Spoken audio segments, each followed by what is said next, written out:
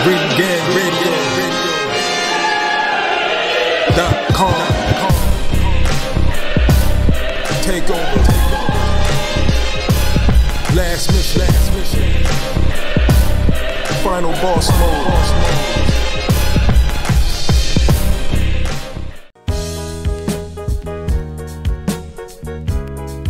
Yeah, what's good, yo? Welcome to another episode of Real Talk, where, as always, if shit's real, we talk about it. I'm your host for tonight, Pat Scorpion, and I'm representative, and as always, I got my man with me. I'm gonna let him introduce himself. Yo, what it do is LB, Lauderdale Boss, aka Shuttleworth, the God, the GOAT artist, the best boxing artist out, nigga. Yes, sir. No second-rate shit over here. Facts. RingGangRadio.com in the building. Yes, sir. Ring Gang in the house forever and always. And as always, I got my other man with me. I'm gonna let him introduce himself. What's good, y'all? You already know who this is. Your boy King P, Bodega Boxing in the building. No old men for boxing. No boxing for old men, and there's no crying in boxing either. Yes, radio for life. Facts. All that, and we'll definitely get into that particular part because the shit was hilarious, though. But what about gang signs in boxing? Can we throw those up too? Right. Is that a no? Like, well, what about a second grade kid where the substitute teachers is breaking y'all up for fighting and they holding your arms and back and you're just like, fuck, let me throw a kick out there. I have to look in the boxing rule book for gang signs. Yeah, New York kind of showed out though, but of course that's New York. That's where P resides. So P, man. So how's that? I know of course you're doing your thing in P, in New York or whatever, man, with the crime and whatnot, man. What's the status on it? 'Cause I know as we all know, today's Halloween, man. So are we doing OT or are you gonna let them run rampant? Nah, they running rampant today. All I've seen so far is the kids. The kids are happy. Everybody's happy today except for Alpha. Yes, sir. You know what I'm saying. But as always, man, we do salute you for your service to keeping our cities safe. From all these miscreants and reprobates, that are walking around, man. Especially the fucking rats. We hate rats at Ring Gang Radio. All all rats must die. Straight up. Yeah, and one died today. Raid. Oh shit! And then last but certainly not least, I got my other man with me. I'm gonna let him introduce himself. Hey, what's fly? It's Conscious Pilot, aka the West Coast Avenger, #1 contender. Time for liftoff. Let's get it. Ring your radio. Yes, sir. Conscious Pilot, aka Sleepy. Sleepy and grumpy. You know what it is. Nah, nigga, pick one. Nah, you can't be grumpy. Nah. Cool, LB is already grumpy. Nah, what the how about grumpy? Nah, like. Y'all typecasting me on some Mano shit. Like, a nigga step up for himself, defend himself. And it's like, oh, this nigga gangster. Why he trying to trust? Like, no, what the fuck? Like, wait, come on, Apple got shot dead? My fault, I just saw that. Alright. You say grumpy? Hold on, what are you? Like, junk foodie? Like, hold on. I'm sleeping Jet Beauty. Sleeping Jet Beauty? What the fuck? Nah, nigga. I'm bashful. Yeah, we ain't niggas are not calling you no damn Sleeping Jet Beauty. Yeah, nah. you bugging now. You took a hit off. You took a really good hit off some shit, nigga. Nah, nigga. Behave yourself. You want to be Jet Beauty of the week? Nah, we good. This ain't that type of podcast, bro. Shit. Silly ass nigga. But yeah, Pilot usually stays, elevating above the clouds though. But with that comment, I'll just chalk it up, to him, having a little slip up there, It's Halloween. He's probably excited for all the kids that are not gonna do some shit. Oh man, but this weekend, man, we're gonna get into some boxing, man, and this weekend was pretty damn good for boxing. Like straight up and down, like there was no capping involved. Like boxing was on point this weekend. The only bad thing is, two cards that were actually good. They were going on at the same time, which is and we had to choose. Well, I had to. Yeah, I watched both, and so does P, and I think Pilot does too. Pilot does on the split screen shit too. I think LB's the only one that doesn't do this. Nah, because because that's just me, man. I don't no, like you only get one master at a time. You get one bitch at a time, one sandwich at a time. Like don't present me two options and be like, okay, here's both. Like nah, nigga, this boxing. Like I want to enjoy one. Like it's y'all fault. Y'all could have had this great ass card last week. Y'all choose to stack it up and give niggas the epic damn Lord of the Rings rollout for fucking boxing when y'all know y'all got a triple header with PBC, and y'all fighting. Nah, nope. Nah, I'm not gonna fucking reward stupidity like that. Y'all do that shit all the time. Yeah, and I mean, it was prevalent. This is not a new thing, people. Like this was prevalent back in the day too. And Showtime and HBO used to do this shit a lot. It was just annoying. But of course, back then the technology wasn't. We gotta split ratings, nah. Yeah, but only one of you. I'm on some damn gladiator shit. I'm on Caesar. Like, I got my hand up. I got the thumb going to the side. Like, which card shall I entertain?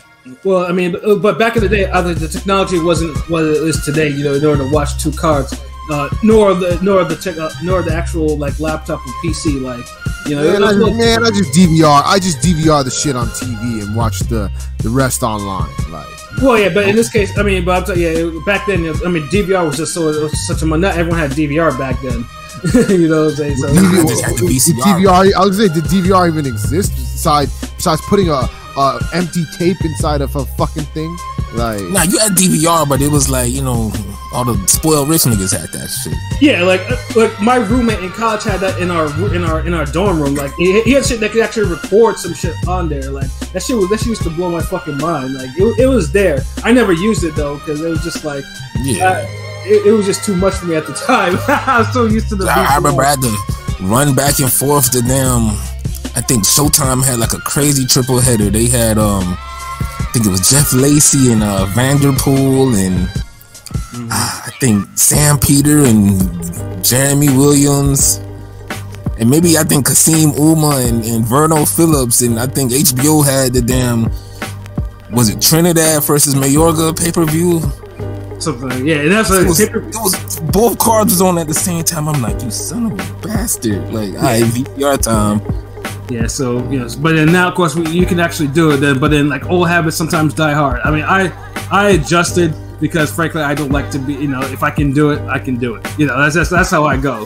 If you really, but yeah, some habits are hard to change though. But yeah, Top Rank though, and honestly, truthfully, there was I didn't think there would be anything too special about the card itself popping off, but yeah, this is one of those cards. It was a sleeper card for sure. Like we did our preview on it. But this shit, the whole fucking night was dope. It was a Top Rank, showed its ass. Like, I think Brad Goodman was reportedly the matchmaker for the New York shit. That shit was rocking. Like, that shit was rocking in the fucking prelims, nigga. Like, and then the prelim fights for the card. Like, you had two fucking wars on that shit. Like, are you kidding me? Like first off, there was like it was a foul. First off, there was a Muay Thai fighter who was fouling. He was fouling one of the prospects, and then Jahi Tucker. He got almost got a little reality check. It was, and then then it really picked up when Berlanga's boy Pablo Valdez got in there. Like, nigga was in jail for like 8 years or some shit like that. That was his backstory, and now at 38, he wanted to pursue a pro career in boxing. Like that's kind of crazy, so he was matched up with a fellow jobber, Alejandro Martinez, and them motherfuckers went to war on that shit. Like, it was fouls there was fouls, there was fades, there was a blown knockdown call, there was Martinez who got like slammed or something like that, or hip tossed and fucked his whole ankle up, and then and then instead of taking the no contest, chose to continue, and then Valdez couldn't even take advantage of that, and Valdez was tired and getting rocked. It was that type of fight, But when you're linked to Berlanga, and it was a fight that he should have lost, but instead he won a majority decision, which was not really popular. Oh no, the crowd loved it, but it wasn't really popular online. And then nigga, we got a ridiculous war with another top ranked prospect with Matthew Gonzalez, and then Dakota Linger. Now I was like, where the fuck did I see Dakota Linger from? Because he's from the tough man circuit. And then I remember too, he made Brandon Lee look kind of ordinary, and the referee had to kind of give him a quote unquote mercy stoppage, even though I think the fight lasted like 4 fucking rounds or some shit like that. But yeah, that fight was fades. Like I think me and Pilot were the ones who were watching that. I don't know if P was. Yeah, no, that fucking fight was. Basically, Gonzalez was 12-0, and usually Gonzalez was, he let Linger fight his fight, and then he got tired, and then them cats were just throwing like fades at each other, like ridiculous fades, like snapping head back type fades. Like it was disgusting. Like I couldn't believe the work rate for this shit. Like. And there was in the last couple of rounds, there were times where Gonzalez was probably about ready to drop from exhaustion, but dude was still throwing arm punches trying to keep Linger off him. And then it looked like Linger actually pulled the upset. I forgot what his odds were, but I think it was like either 400 or 500. But instead they got the draw, which they got a majority draw in case one judge actually gave Gonzalez the fight, which wasn't true. So yeah, Top Rank might want to be careful about bringing Dakota Linger back onto the show again, because you can't have that dude up, dragging your prospects into a war and beat the fuck up. He earned that draw. Well, he should have won that fight. He earned that draw. He should have won that fight, but he earned that. Yeah, honestly, he might have been the rare Puerto Rican fighter on there that, the kind of that escaped somewhat. Yeah, basically. Yeah, if you want to call it that. I mean, Valdez is Puerto Rican too, but he got a gift, and most likely he's going to get KO'd by probably his next 3 fights. Yeah, that Berlanga stimulus is only going to last for so long. When you can't go 2 rounds without. Yeah, when you can't go 2 rounds without breathing heavy. How you have pigeon fat at welterweight? Stop that. Seriously. Damn. Yeah, I mean, Zayas looks above and beyond the rest of those Puerto Rican prospects kind of build. Yeah, no, for sure. Like the Rican fighters, man, they took some L's, man. And then one more fight I just want to highlight briefly. Guzman and Carlos Jackson on there. Now, if you watch that fight, I mean, I thought it was clear that Guzman probably won the fight, but I think Pilot called this shit out first. The dodgy scoring, and Jackson ended up winning the fight by a split decision, which was kind of like, nigga, what? And nobody in the crowd seemed to care at all. Because that's the reason why. Because that fight was bookended between 2 wars, and then 2 other fights we're gonna talk about. Yeah, because it was probably the quietest the crowd has actually been. Like after those 2 wars in the prelims, like crowd was just probably like, let me get me a goddamn pretzel, give me a beer or something. Let me go use this bathroom real quick. And the fight was actually decent. It was just. It was a cool fight. Yeah, it was just technical. Basically, it was a lot of sweet sciencing going on, to a degree. So I think that, but that's why it's so quiet. Like niggas was probably like, what? That's my bathroom break. Let me go handle this real quick before the main card starts. And at least Andre Ward called it out, because I mean the wrong guy won, but Andre Ward got on his little Tony Atlas spiel real quick. Oh yeah, Andre Ward is like, Andre Ward is like, he's like, I've seen fights get knocked out before. That doesn't move me. What moves me is when I see someone getting outboxed and getting the weapons took away. Like dude was a contrarian. Like dude couldn't understand what environment he was in. Like this is New York City, goddammit. Like niggas know what they wanted to see. Yeah, dude got on his soapbox and was just preaching, and then Bradley was the opposite. Bradley was almost nearing popcorn levels with the type of shit that was coming out of his mouth. God damn, then he was going in. That nigga was super saiyan then. Yeah, no, Bradley loved the card though, but dude was getting a little loose lipped. You can tell, like, people were calling that shit out. But yeah, the prelim was absolutely lit. I was like, yeah, someone had their fucking matchmaker hat on, and then the main card started. with Carlos Caraballo. Now that guy was a Miguel Cotto fighter, and he had just been announced that he was signed to Top Rank. That like just days before this card started. He's 14 over 14 knockouts. I mean, he made an appearance on Ring City on one of the Puerto Rican cards. If you ever seen, that's where anyone in America might have actually seen him. And dude is a real puncher. The problem is he faced what you could probably call as the quote unquote unknown Asian, Jonas Sultan. Now Sultan is actually dude has his what most unknown Asians have deceiving records. His record was 18-5 with 11 knockouts. He's known as being one of Manny Pacquiao's boys or whatever. But dude has actually been in the ring with 2 world champions, Casimiro, who he actually beat, and Ancajas, who he lost a decision to. So but dude, put hands on. That too. You know what I'm saying? So dude had experience, but I mean, Top Rank clearly brought him in to lose. Like that was what because people were like Caraballo, he was brought in, he was gonna knock him out like the rest. Yeah, they wanted a fan-friendly fight with their guy being the victor. He might have a little gut check, but they thought he was gonna overcome it on some Berlanga shit, and no, the script didn't go that way. Hell no, he tore up that script like he's like what? Set. Like as soon as he got the script, he tore that bitch up.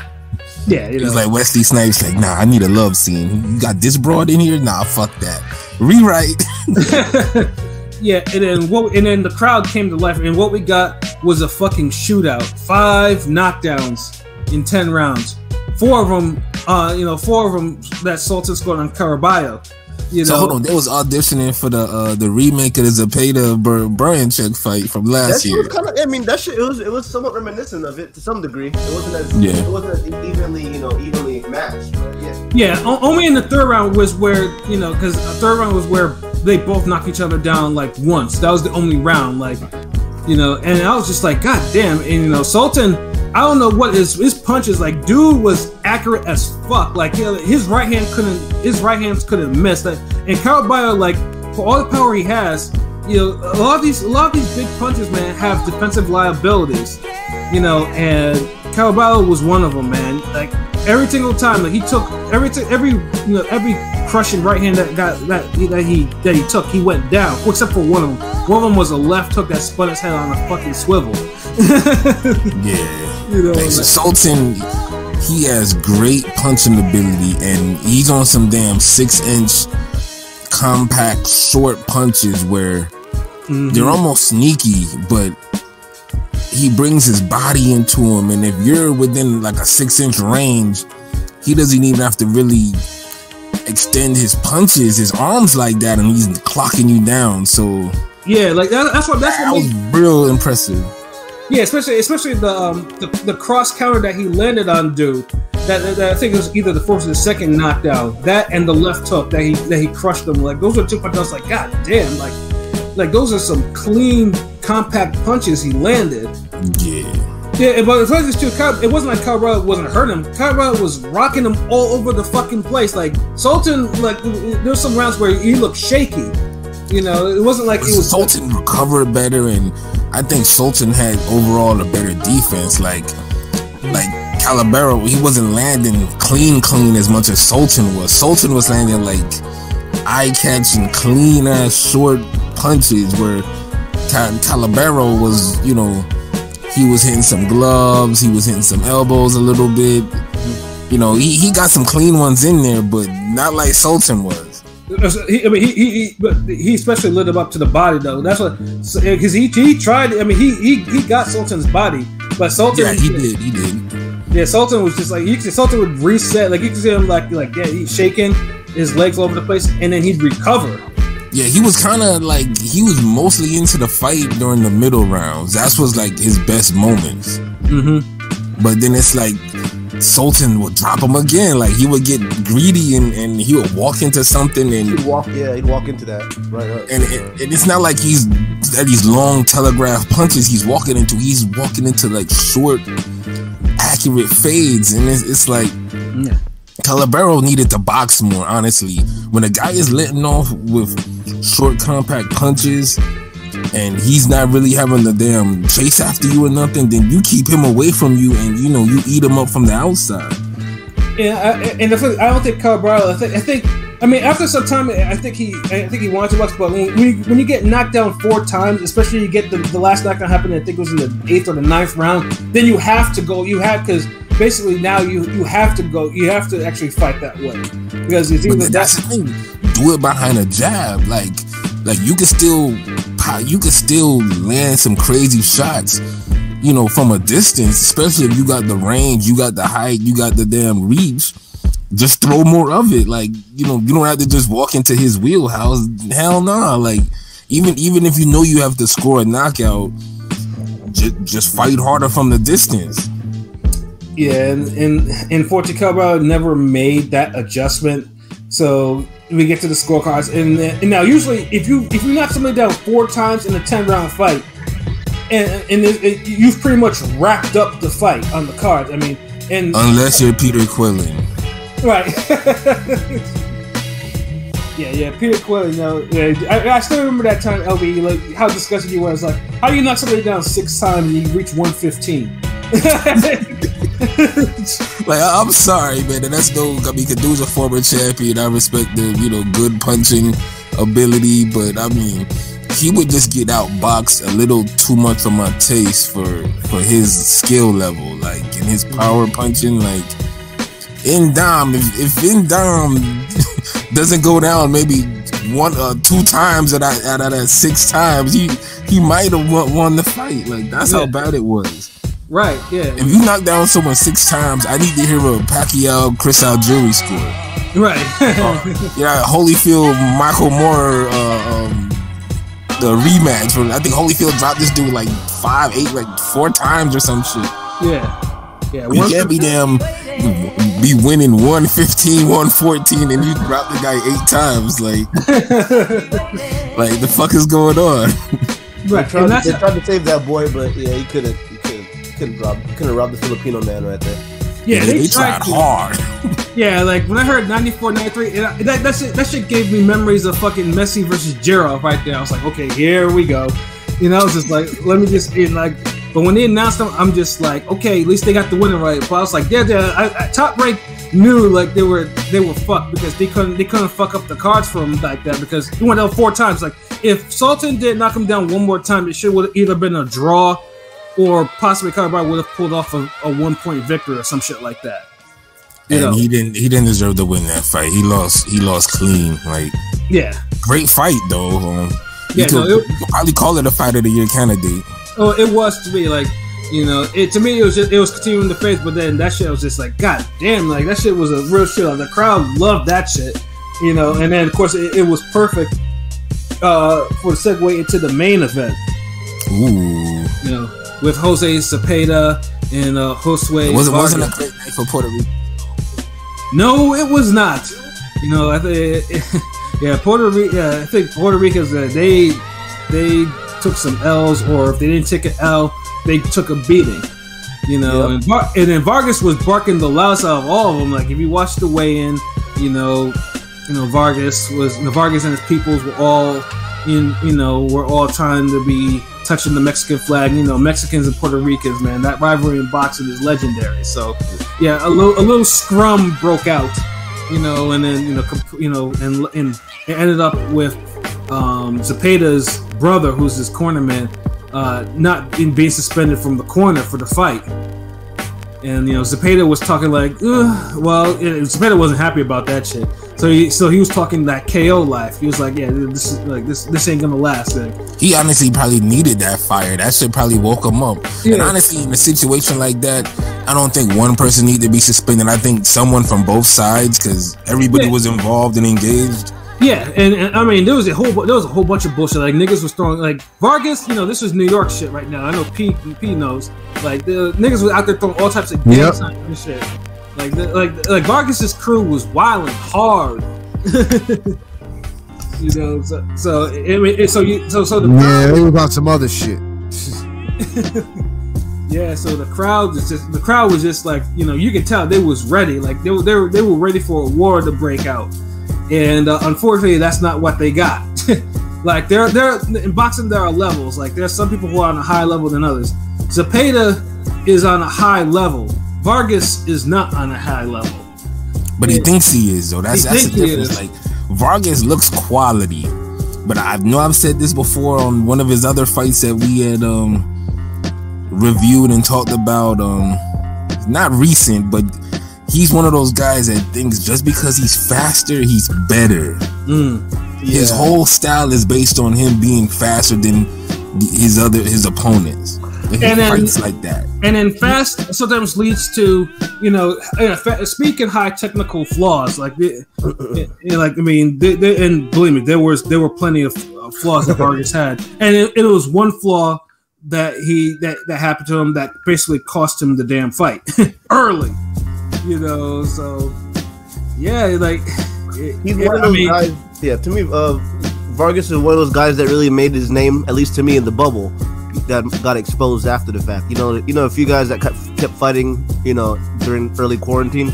Yeah, and also another thing to say is like Vargas is also a former Floyd fighter. He used to be down with Floyd Mayweather. Like, yeah, he used to be. There's videos of him sparring Floyd. Yeah, like I mean, dude is an actual talent, but he wasn't Zepeda's talent. Yeah, I mean, I think he had a falling out with the camp. I'm sorry. No, I was saying I know he had a falling out with TMT. Like that ended really badly. I know a couple people around here were talking about it.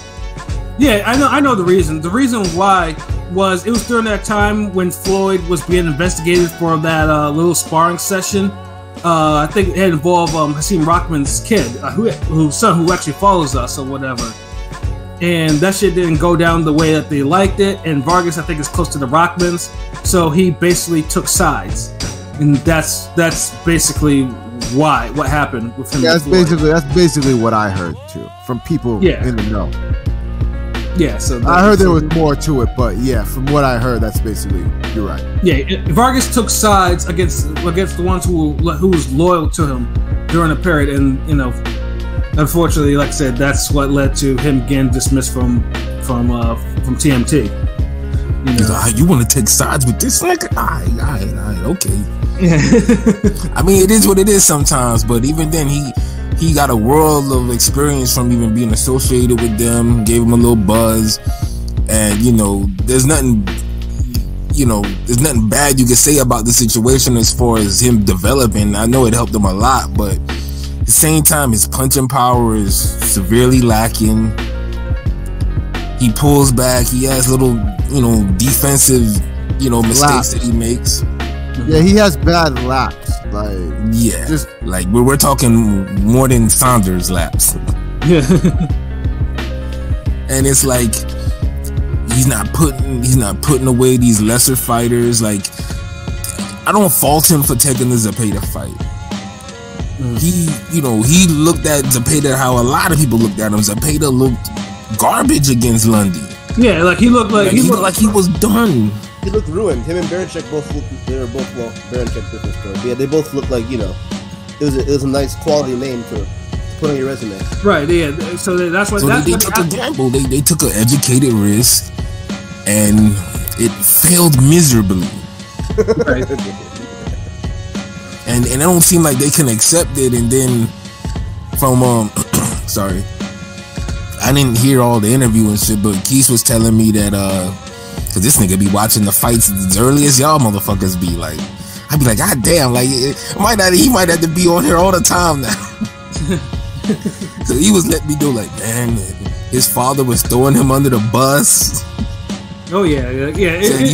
He never wanted this fight, yada yada yada. And I'm like, oh wow. Well, no, honestly, like I said, it was a good risk. Like, I'm not gonna fault. Like, if Vargas, the young man, wants to take a risk, let him take a risk.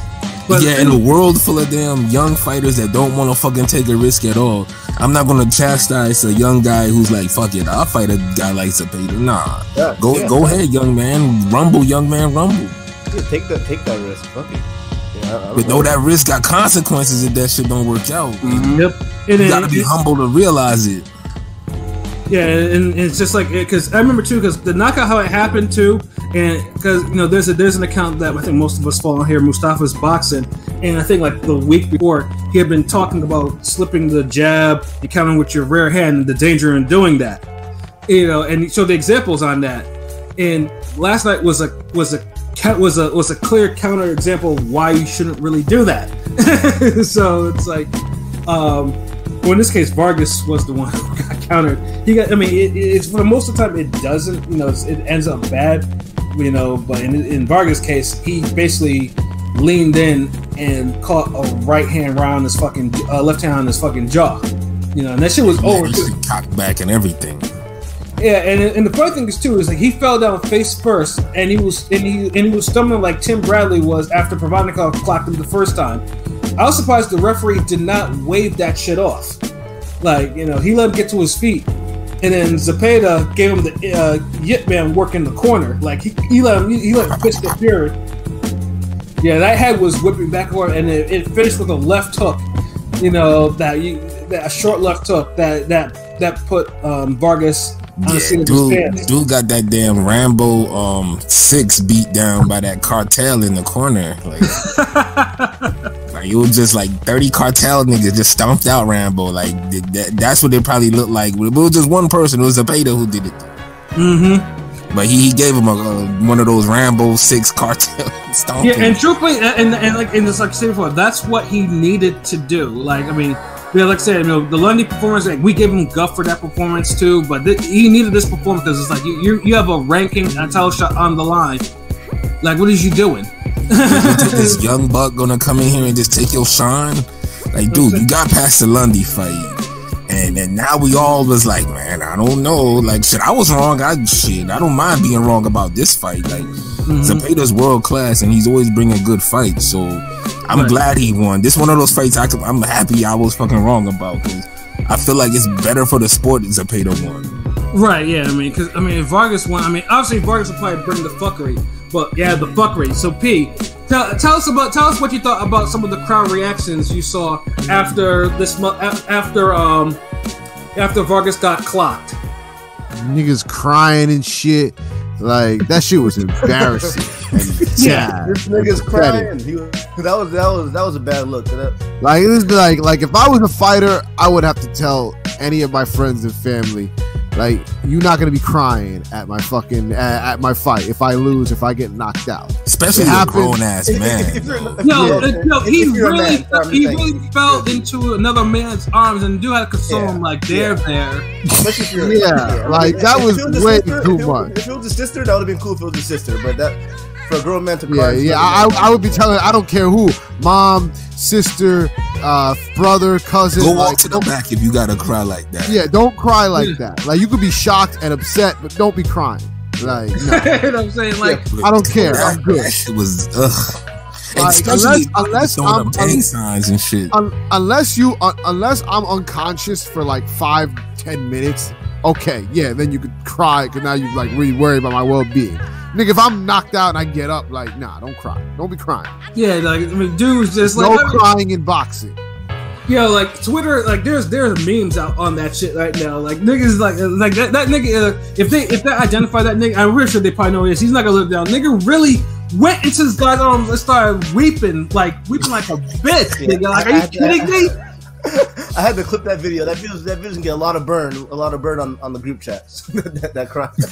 Like, I'm sorry. I mean, like, crying is whatever. I'm not saying it, but I'm sorry. But in boxing, there's no crying in boxing. I'm sorry. I'm too old. That judo already told y'all that. There's no crying in boxing, and to keep it real, like, in that situation with Shambe Mitchell, because that's where it first came from. The no crying in boxing. Shambe Mitchell injured his knee against Kasazu. Well, I can say if you're crying out of frustration at the fight, because But he was in pain, man. Knee injuries hurt. You'll cry off of that shit. But even then, like, somebody else crying and then you fall into another grown man arm. Nah, bro.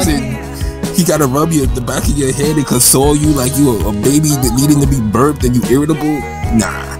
Yeah, it's unacceptable as fuck.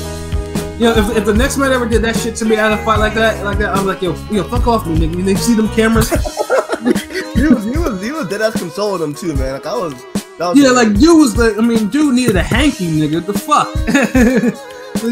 Oh man. Yeah, I ain't gonna lie. Like, if you were old school, I know my pops would have probably snuffed me if I was doing that shit. Like, oh my god, like motherfucker, I ain't lazy like this. Like, nigga, you better hold back them tears. Like, you better keep your head up high, nigga. Like, if you feel like crying and shit, nigga. Like, ain't nobody here to console you, nigga. Like, that man was all right, man. He just got knocked out a little bit, and he's good. You know, he got humbled. Yeah. And then, you know, Zepeda talked this shit, you know, it was cool, like, and then, like I said, I think what Pilot said, there was interviews in the back, and his father was, you know, half sad, half pissed that happened, and whole Vargas's team was, you know, you could tell them niggas was like, we're looking for a reason to start some shit, like, them niggas look upset, you know, it was hilarious, and then, of course, later on, I think it's probably shortly before I actually passed out. I see tweets from ESPN Spanish Twitter or whatever, that apparently once Zepeda actually got back to the hotel, there was people from Vargas's camp or supporters waiting for him, and a little scrum broke out. Like FaZe that's some whole shit. Look, man. You could hype up the fight with all that gangster shit, all that rah-rah cursing and yelling before the fight. I don't care. If somebody knocks you out cleanly first round, just knock you out, period, and they do you dirty like that, right? That's it. You know, you don't even have to respect the dude. You could even be on some wilder shit like, fuck it, I don't care, but don't start no shit afterwards, because you know what? Like, and I'm just talking about to the people that's on your team. That's just corny, and you making the fighter that y'all believe in and y'all fucking with, y'all making him look bad. Right. So people look at y'all like, damn, I don't want to have this nigga anywhere. A meet and greet, if a fan don't shake his hand or a fan look at him wrong, you know, these guys gonna throw hands, like they're gonna cause ruckus. Like, look, man, you win some, you lose some. Some of us are good enough where we don't lose at all. Some of us, yeah, I mean, I'm just saying, like, yeah, you lose, you win, you lose, whatever. But like, let that shit go. Like, your man's got stopped, he got knocked out. That's it. You know, the only thing you should be saying to Zepeda is fucking congratulations. Exactly, like, you know, that's literally the only thing that, you know, I was hoping that there's some video. I'm pretty sure there probably is security video for the hotel, so we might have to be patient for that to be released, as if no one was quick enough to get well, it depends. If it's a fan of Zepeda, maybe you'll get released quickly. If it's a Vargas fan, they might want to sit on that. Right. You're like, hold on, we gotta let the video of this nigga crying, you know, play itself out a little bit. Right. You know, he's still tweeting that. That's still trending. Like, hold on. Yeah, but like that's straight up whole shit. Like, they're like, you know, like Vargas, like that made New York look a little soft. I know P was disgusted about that shit. Damn, it was Snoop with them damn buildings all over again. Yeah, you know, it's like niggas is like, you know, get it together, bro. Like, yeah, Vargas. See, Vargas. I'm gonna look at Vargas sideways from now, because it's like you know, like this nigga did all this shit, and you know his team wasn't gracious in defeat. Like, and they haven't even said anything like, you know, to even try to separate themselves from that bullshit. So, yeah, whole shit. You know, we can't exactly. We can't respect that shit at all. Like, that's no.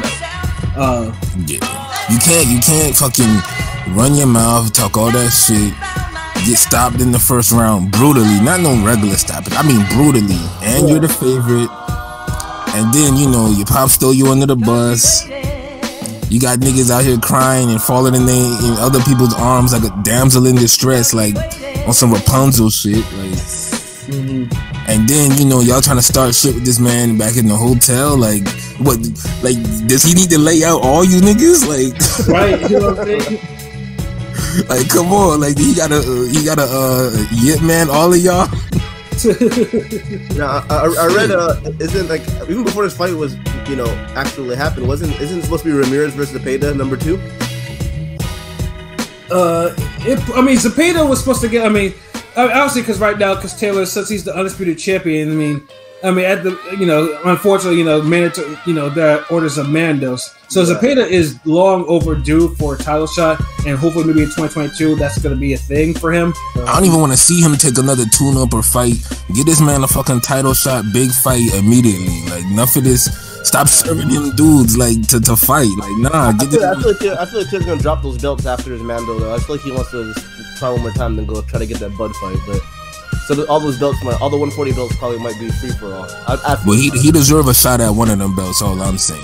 If not, give him a big fight with a Teofimo Lopez or somebody. That'd be a good fight. Right? Yeah. So yeah, it's gonna be interesting because I guess he has to be patient because now unfortunately he probably would have been the first up to bat for 2022 if the fight with Catterall had not been postponed because Taylor suffered a knee injury. Allegedly. Fucking knees, man. Jeez. You know what I'm saying? So, I mean, but like I said, 2022, I mean, if the titles are splintered, then yeah, dude will most likely get a shot because he's with the WBC, he'd be. Actually, let me take a look at he definitely deserves that. I don't want to see Ramirez and him fight again. I don't need to see that. Yeah, in this particular case, Ramirez is going to be fighting Pedraza. Yeah, it was Pedraza. I'm tripping. I got the wrong Jose. Yeah, because WBC, Ramirez, for right now, for WBC, Ramirez is number 1, Zepeda is number 2. For that, so if Ramirez loses, Zepeda will probably go to number 1. And then like the other belts, like the WBA is number 1 and number 2 is, I'd rather not say because I'm not interested in the least. And then at least, damn. And then IBF, Sabril Mateus is like number 2 and Jeremiah Ponce is number 1, so that would be a fade if the IBF belt went. And then Catterall is getting his shot at the next to see if he can actually take the WBO belt. Else Barboza will go to number 1. So yeah. So I mean, 140 has some fights. If all 4 belts are separated, they're gonna have some interesting fights to fill those vacancies. So I think Taylor's going up to get the Crawford fight. Like that's what it's looking like. That's what it's looking like after his Mando. I mean, that's what it will probably be next up for Bud. I think he wants the Crawford fight, and if he doesn't get Crawford, the fallback option is Teofimo. Teofimo, yeah.